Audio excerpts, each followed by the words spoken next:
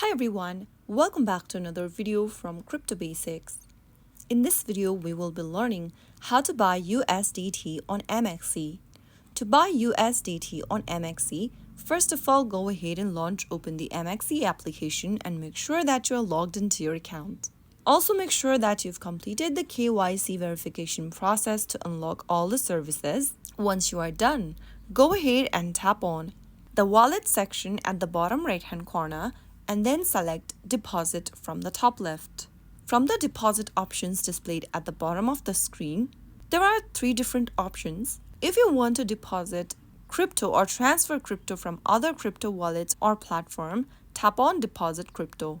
If you don't have a crypto and you'd like to buy one, simply click on the P2P trading or the Buy Crypto option. I'm going to tap on Buy Crypto at the bottom. Choosing the Buy Crypto option supports buying crypto with Visa, MasterCard, PayPal, and bank transfer.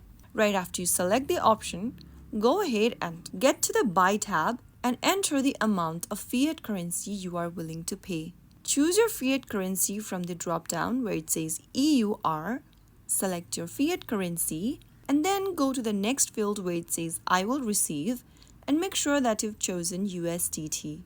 You will then be able to see the amount of USDT you will be receiving for this payment. Now go to Payment Method tab and select your desired payment method, which can be a debit or credit card or a third-party payment method.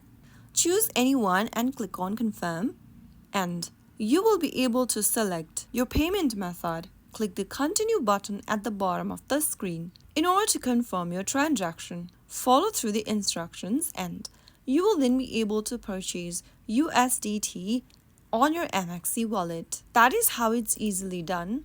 I hope the tutorial was helpful to you. If it was, go ahead and give us a thumbs up. Don't forget to subscribe to our channel by hitting the subscribe button.